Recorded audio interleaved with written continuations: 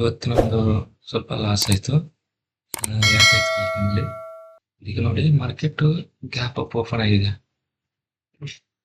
Next day ಈಗ chances ಇತ್ತು ಇದು ಆಕ್ಚುಲಿ ಹಿಂಗ್ ಓಪನ್ ಆಗಿ ಇಲ್ಲಿ ಪ್ರೀಮಿಯಂ ಡಿಕೆ ಮಾಡೋ ಚಾನ್ಸಸ್ ಇತ್ತು. ಬಟ್ ನಾನು ಏನು ಅನ್ಕೊಂಡೆ, ಇದೇನು ಸಪೋರ್ಟ್ ತಂದಿಲ್ಲ. 0.5ಗೆ ಫೆಬ್ರವರಿ ನೋಡಿದ್ರೆ 0.5ಗೆ ಸಪೋರ್ಟ್ ತಂದಿತ್ತು. ಸೊ ಇಲ್ಲಿ ಬಂದು ಇದು ಬ್ರೇಕ್ ಆಗುತ್ತೆ ಅನ್ಕೊಂಡಿದ್ದೆ ನಾನು, ಯಾಕಂದ್ರೆ ಈ ತರ ಪ್ಯಾಟರ್ನ್ ಆದಾಗ ಅಪ್ಪಾಗಿ ಸೊ ಇಲ್ಲಿ ಸೆಲ್ಲಿಂಗ್ ಸೈಡೇ ಬಿಡ್ಬೇಕು ನೀವು, ಆಯ್ತಾ. ಅವಾಗ ನಾ ಇದೇನ್ ಮಾಡಿದೆ, ಡೌನ್ ಆಗುತ್ತೆ ಅನ್ಕೊಂಡೆ, ಬಟ್ ಆಗಲಿಲ್ಲ. ಸಪೋರ್ಟ್ ತಂದು ಇಲ್ಲಿ ಬರುತ್ತೆ. ಮತ್ತೆ ಇವತ್ತು ನೋಡಿ ಮಾರ್ಕೆಟ್ ಬಹಳ ಡಿಕೆ ಆಗಿದೆ, ಹೌದಾ.